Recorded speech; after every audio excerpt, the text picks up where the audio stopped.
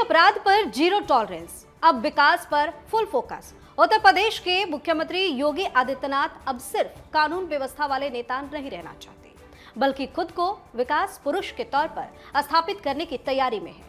Singapore से आई खबरें बता रही हैं कि यूपी अब सिर्फ श्रमिक यानी मजदूर देने वाला राज्य नहीं है, बल्कि निवेश और टेक्नोलॉजी का बड़ा केंद्र बनने की राह पर है।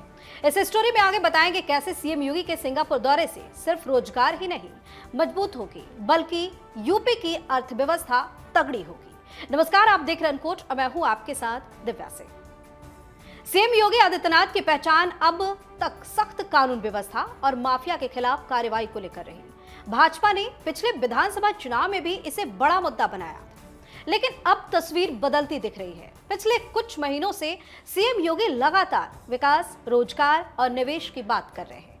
माना जा रहा है कि वे अपनी छवि को एक सख्त प्रशासक से आगे बढ़ाकर विकासवादी नेता के रूप में मजबूत करना चाहते हैं, जो राष्ट्रीय राजनीति में भी उनके लिए अहम साबित हो सकती है। सिंगापुर दौरे पर पहुंचे सीएम योगी ने बताया कि टीम यूपी को करीब 1 लाख करोड़ के निवेश प्रस्ताव मिले हैं।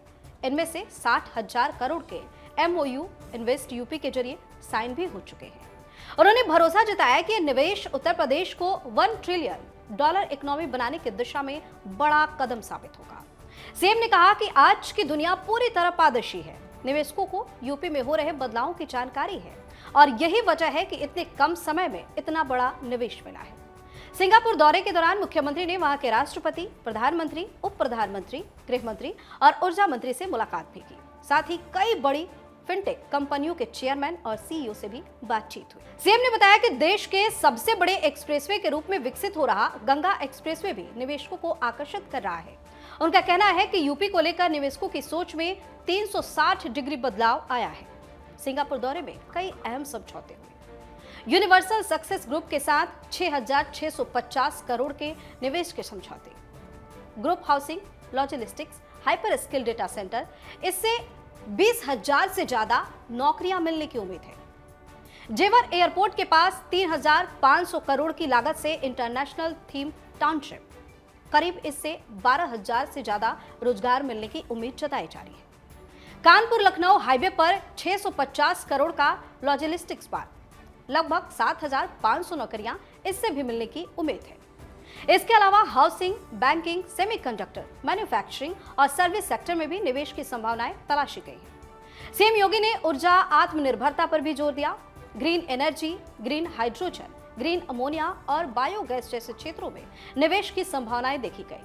इलेक्ट्रिक वाहनों की बढ़ती संख्या को देखते हुए बैटरी स्टोरेज और चार्जिंग इंफ्रास्ट्रक्चर पर भी खास ध्यान दिया गया। आने वाले समय में ये सेक्टर बड़ी जरूरत बनने वाले हैं।